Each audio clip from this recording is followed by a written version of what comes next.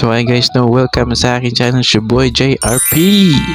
So ngayong araw ay mag-react tayo sa isang video about bigasan business, no.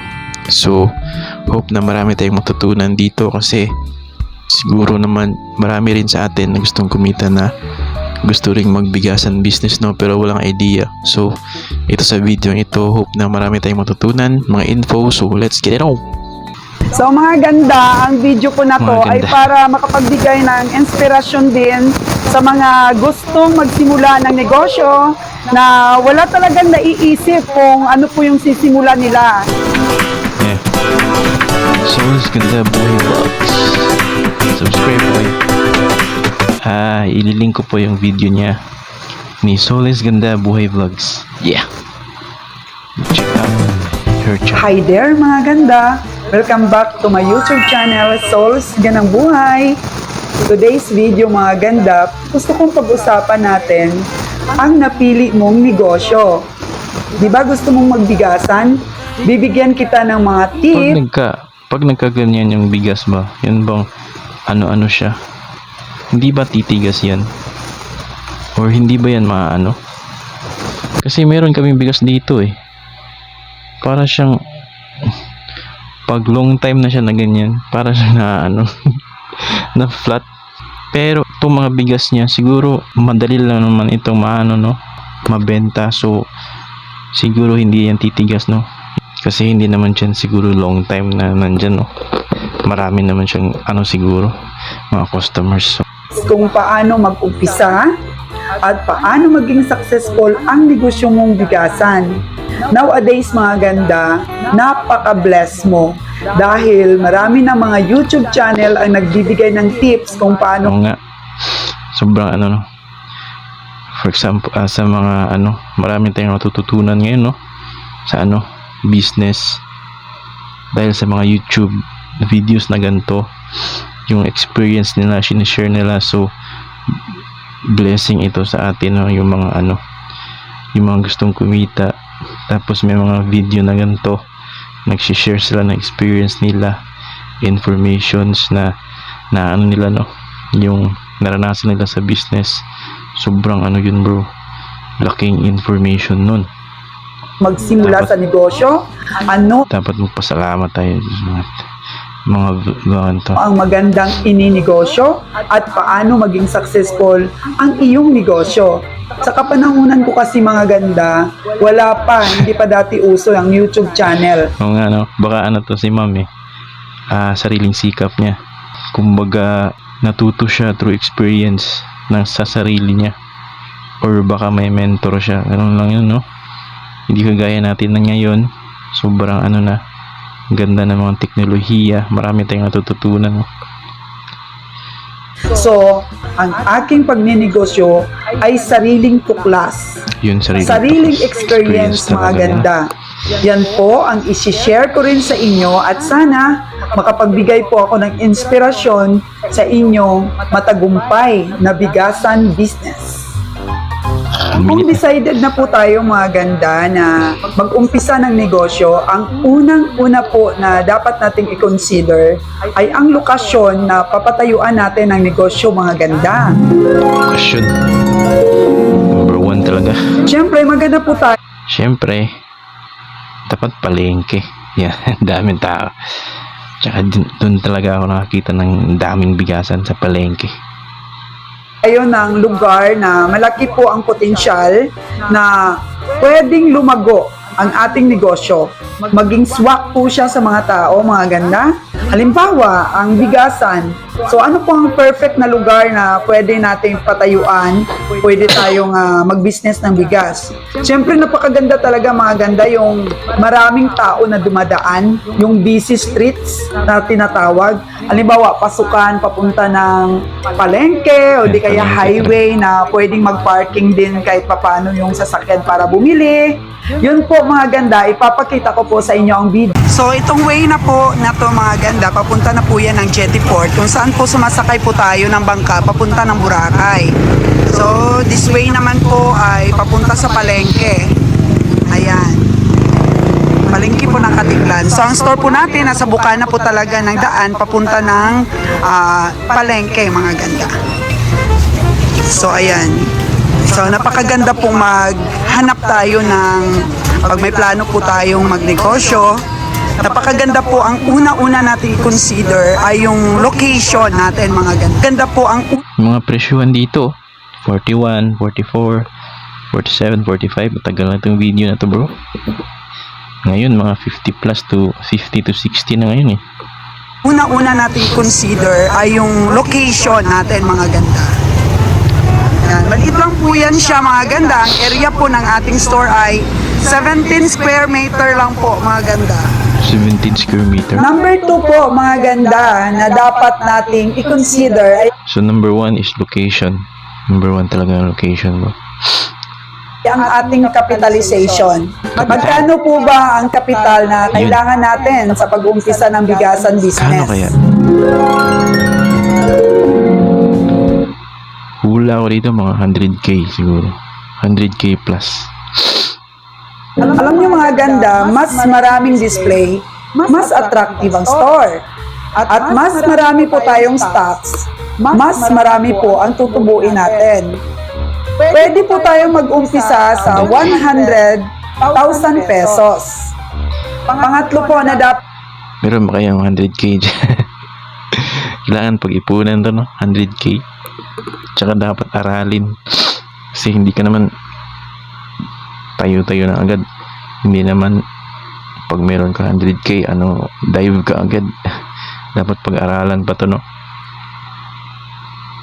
natin i-consider, mga ganda, ay dedicated po tayo sa ating trabaho.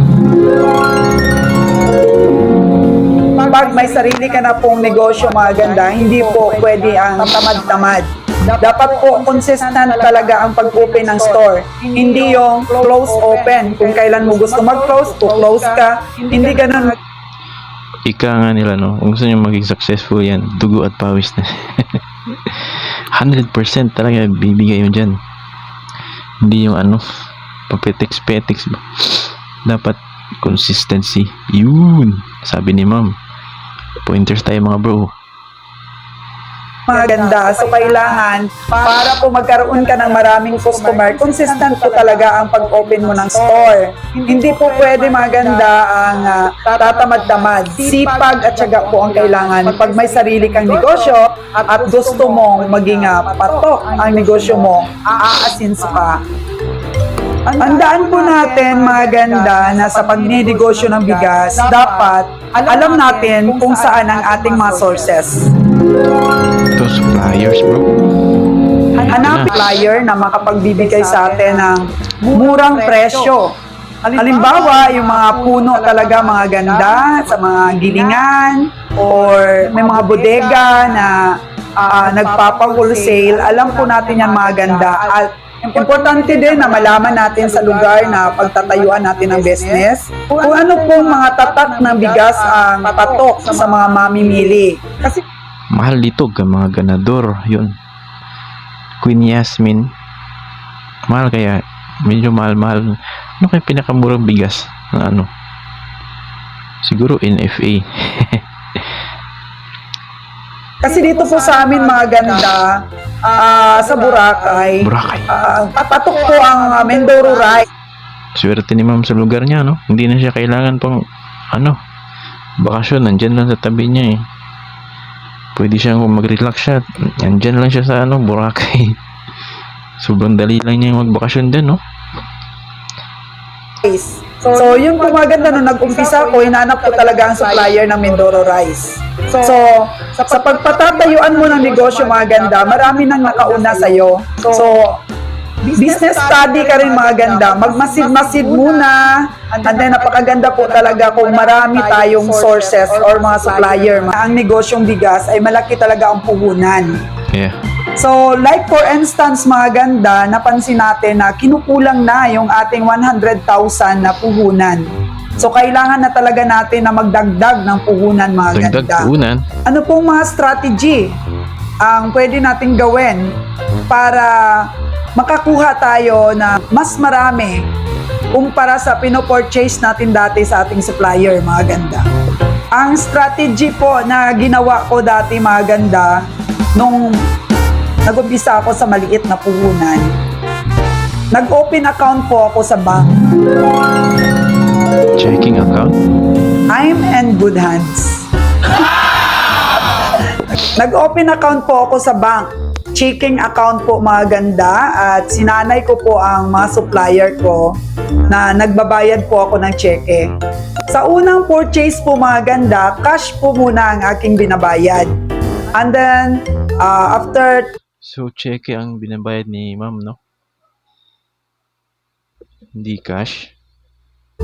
second, third, ganyan, nagdi-discarte na po ako mga ganda na cheque na po ang aking ibabayad. So habang nagpo-purchase po ako sa kanila na cheque ang binabayad, hindi po natatalbog ang aking mga cheque. So nasanay po sila na cheque ang aking binabayad mga ganda.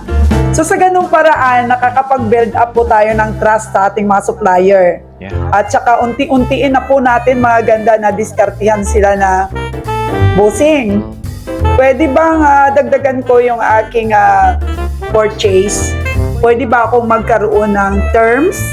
Ayan. Sa una-una po mga ganda, kung magaling kang magdiskarte, makukuha mo yung terms na kahit 7 weeks at 7 days. Ang 7 days na terms mga ganda na binigay sa atin ng isang supplier ay napakalaking tulong po para makaikot po ang ating puhunan.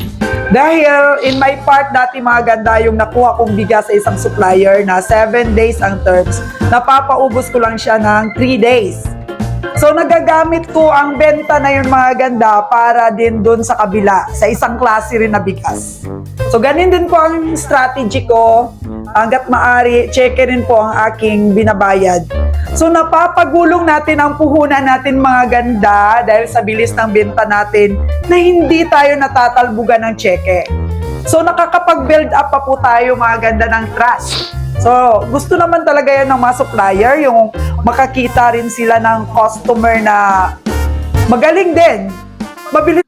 Siguro kailangan natin ng mga 2 to 3 suppliers nito, no? Para secure yung ating Kasi meron na rin ako na yan eh. Meron na rin ako na napanood na video. Dapat daw meron kang 2 to 3 suppliers sa isang negosyo, no? Especially itong mga bigasan. Kasi paano kung iisa lang supplier mo tapos may isang araw na hindi sila makapag-provide dahil hindi natin alam, may problema. So wala ka ng supplier na iba. So dapat 2 to 3 suppliers, no, meron ka. So ito, no. Din magpaubos ng bigas nila mga ganda. So tulungan lang po talaga sa negosyo. So yun po ang strategy na ginamit ko mga ganda, at unti-unti pong lumaki ang aking puhunan. Napakalaki pong tulong mga ganda kung sa umpisa pa lang ng negosyo mo ay nag-open account ka na po ng checking account sa bank. 20,000 lang po ang unang deposito. Yun po ang pondo mo dapat doon sa bank mga ganda. And then makakapag-issue ka na ng cheque na walang laman ang yung bank account. At saka pag terms na mga ganda, 7 days, saka mo pa lang po pupunduhan para hindi po natatalbog ang ating mga cheque. Isa ding maituturing mga ganda na Medyo wala pa ako ano-ano sa mga bangko eh. Kasi ang na-try ko kasi is savings. So hindi pa ako nakatry ng mga checking account, no? Kasi hindi pa naman ako naka-reach ng ganito sa level ng success ni ma'am, no? Si ma'am is very successful na sa kanyang business, no? Kaya nagche-check na lang siya kung magbayad, no? Very successful na si ma'am, no? Good for her. magandang puhunan ang magandang pangalan na na-build up mo sa negosyo mga ganda. Good name. So kung ikaw po ay maganda magbayad, ay magkakaroon ka po ng magandang pangalan. So marami po ang magtitiwala sa iyo. Pero pag nalaman po ng iba na makunat kang magbayad, hindi ka magandang customer, yan po ay magkakalat-kalat. So, wala na po. Dapat talaga maganda ang iyong reputation. Kasi dun ka pagkakatiwalaan ng ano, yung mga customers mo or mga suppliers mo. So, dapat talaga meron kang ika nga ni ma'am, good name. Yun. Magtitiwala sa iyo mga ganda. So ang pag-build up ng magandang pangalan sa negosyo ay malaking tulong po para magkaroon tayo ng maraming stocks. Marami pong magtitiwala mga ganda.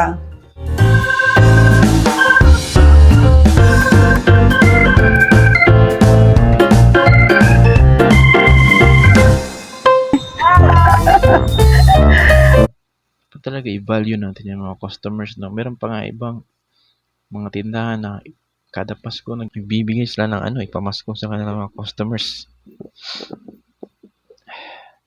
Dapat talaga i-value ang mga customers, bro. Number one, kasi sila ang ano, bumubuhay sa inyong sa mga negosyo.